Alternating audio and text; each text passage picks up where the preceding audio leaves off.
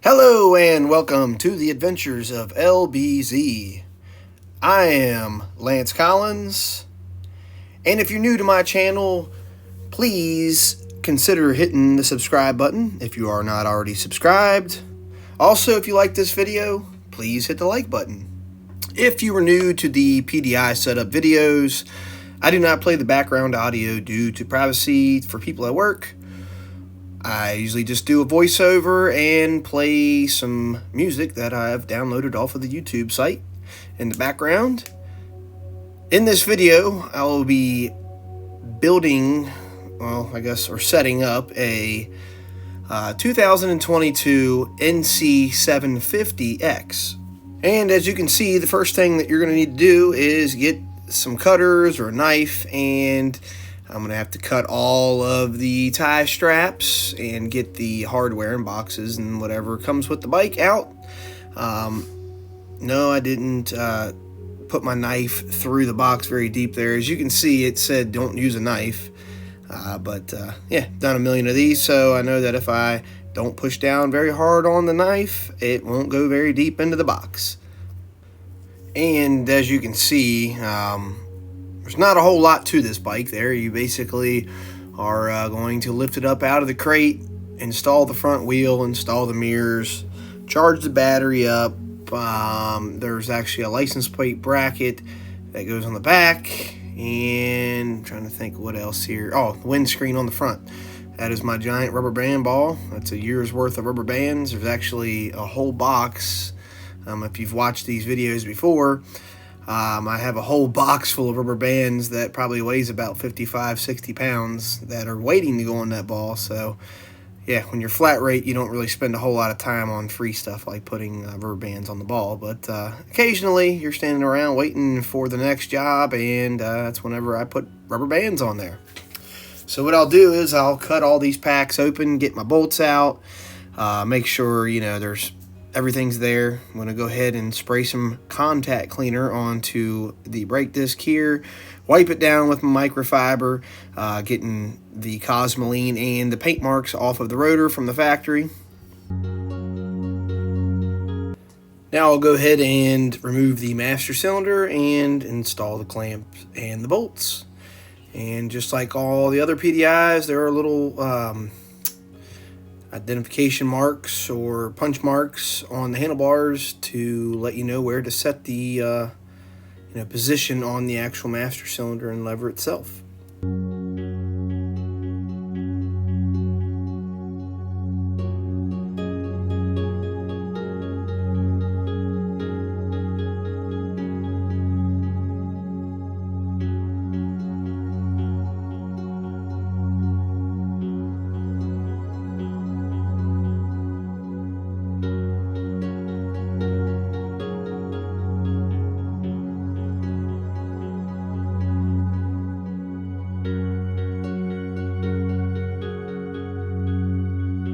And now to torque the two 8mm on the back side of the clamp.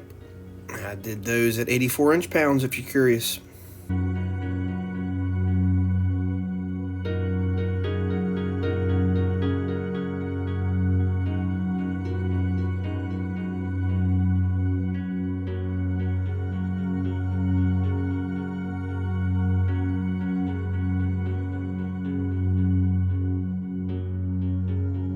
And I won't bore you with a whole bunch of voiceover, but basically I'm going to remove the rest of the bolts out of the crate, remove the pieces from the crate. We have a recycling pile that we put that in.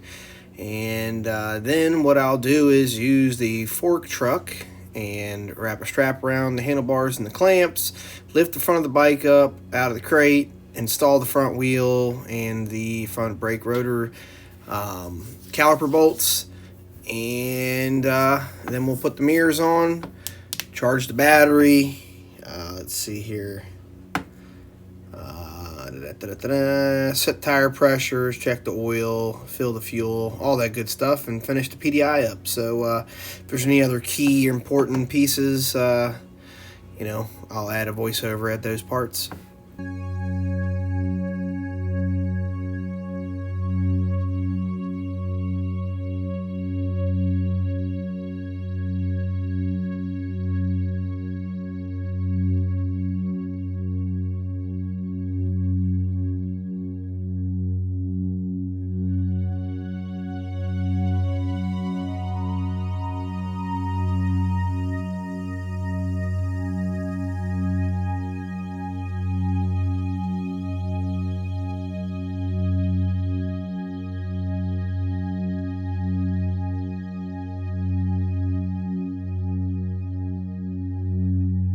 So you'll see that this key here, if you insert it into the hole where the gas lid should be, you turn it one way, opens up a storage compartment where your battery and some other access panels are, and you can store stuff. Actually, I don't know why I didn't do it. I think I do it here in a second, but if you put the key in there and turn it the other way, it will open up the fuel tank on the back side of it. As you can see, sometimes I get close to it, but I know and at some point in this video here, I'll turn it and have to open the back seat, which opens up backwards, and then we'll have to put some fuel in it. So you'll get that whenever I get there. What I'm doing there is I hooked up my NOCO Genius 2 charger and I'm charging the factory battery.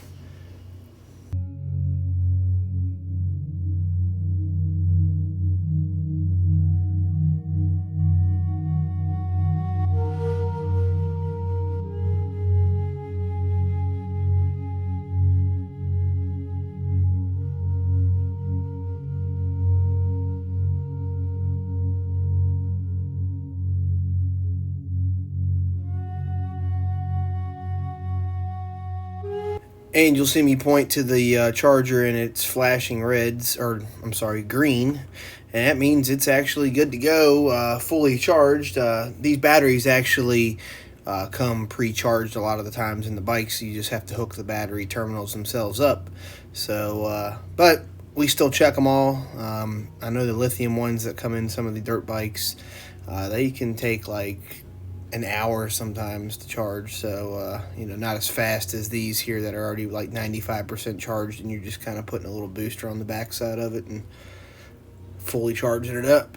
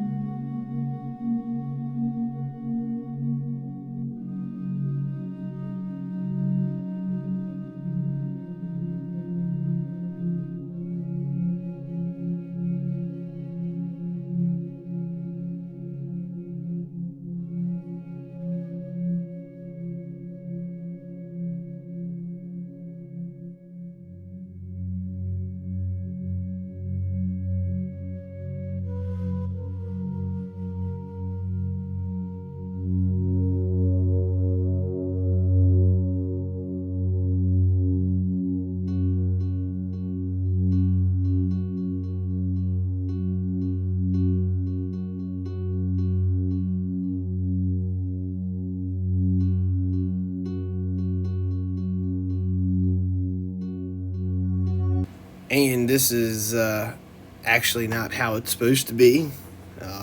After I went back and looked at the PDI setup, I realized that you are supposed to put some push pins in there that are in another pack that's supplied. So as you can see, now I have the push pins. There's enough for the holes that are there, and I'll put the push pins in and set the plate over the battery.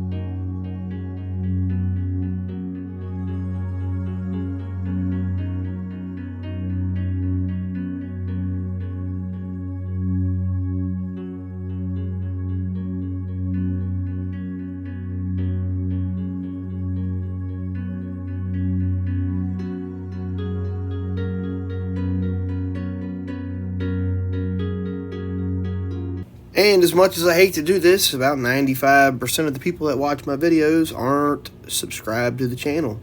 So if you could, please hit the subscribe button.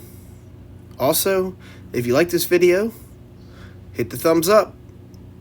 And if you got a good comment, drop me a comment down there.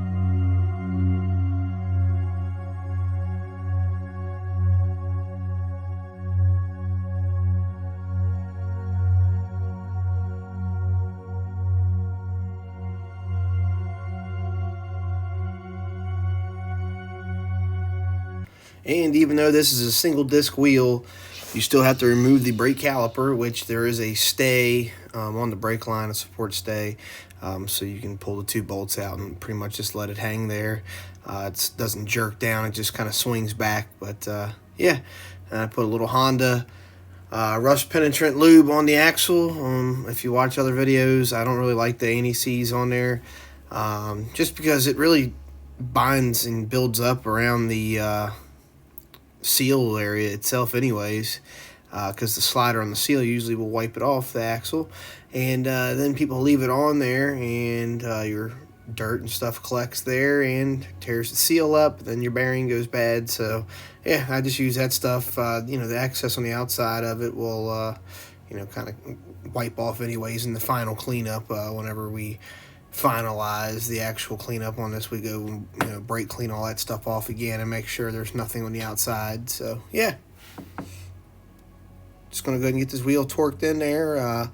Uses kind of a weird Allen tool that we have for the front, and then a 12mm pinch bolt also to pinch it down. But yeah, just wanted to get it on there and kind of snugged up so I could let it down onto its wheel itself, and we could use the fork truck there for something else.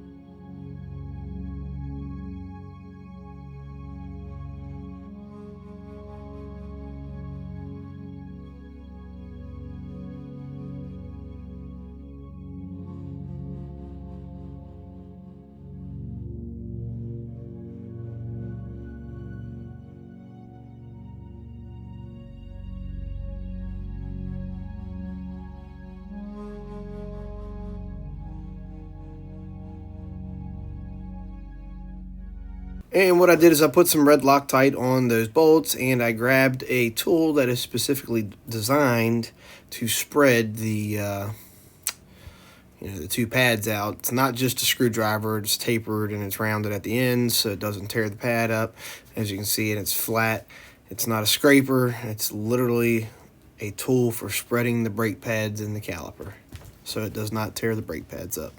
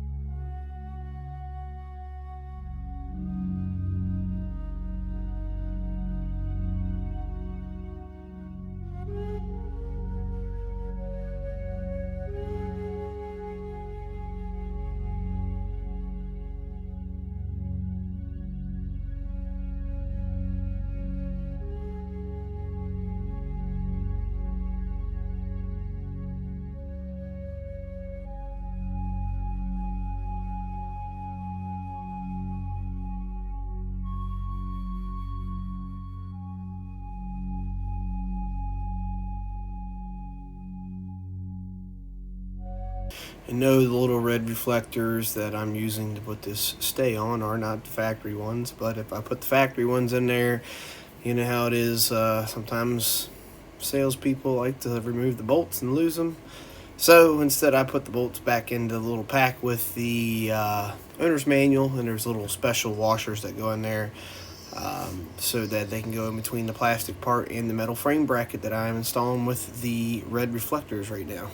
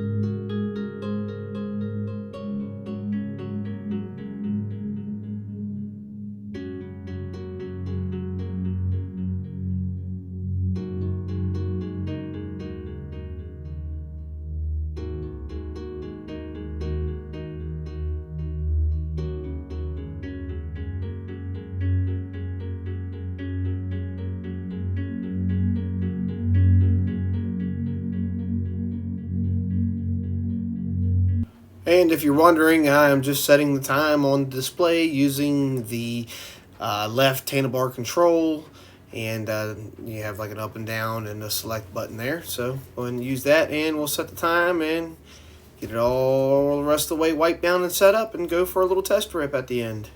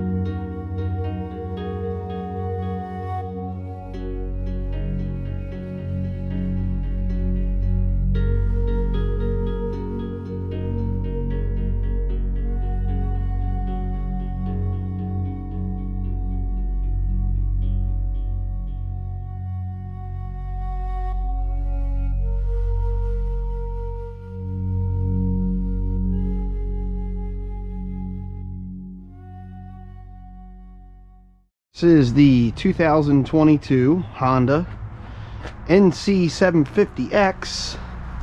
This has the dual clutch transmission on it. I'll go ahead and go over the controls and stuff there on it. Of course, it does not have a clutch lever. This thing does have a parking brake with the dual clutches. You pull them back and pull it back a little bit. That little red thing sticking out there, press in on it and release. As far as your other controls are, you have upshift and downshift if you have it in manual mode, horn, turn signals, high beam, low beam. If you push down on a low beam, it sends it into pass, flickers the lights. You got your 4 ways. This is the different drive modes for your display. And also you can change the clock, trip, all that good stuff, miles per gallon. Start stop button over here, neutral, drive, and your manual and automatic modes are over here. Let's go ahead and take it for a spin.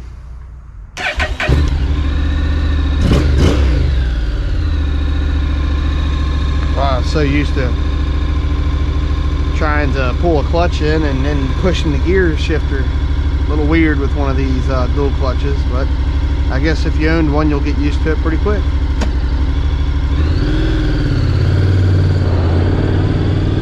As always, I'm not going to rip this thing across the parking lot because this is for a customer that is waiting out here for this brand new bike. They are a little strange when you're going into the turn the first time.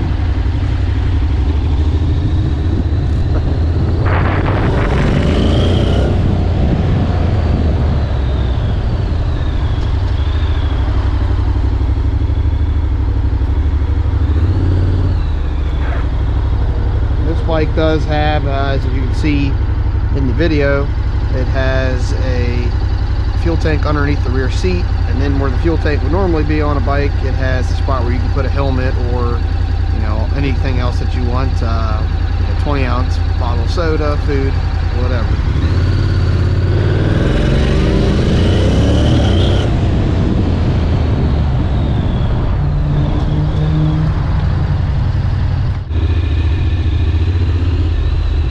Actually pretty easy to ride. It's definitely well balanced. Just a little weird not grabbing a clutch lever.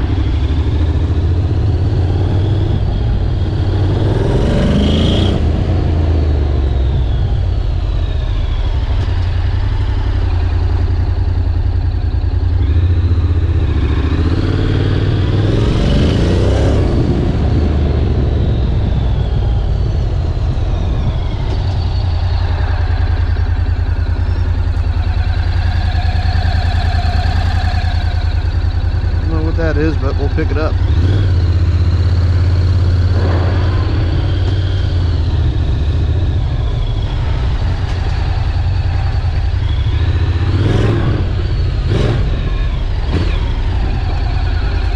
And that is going to be it for today's video. If you liked what you saw, please hit the like button. Also, if you're new to this channel and you like motorcycles, ATVs, and all kinds of other power sports stuff, please consider hitting the subscribe button. And as always, thanks and have a great day.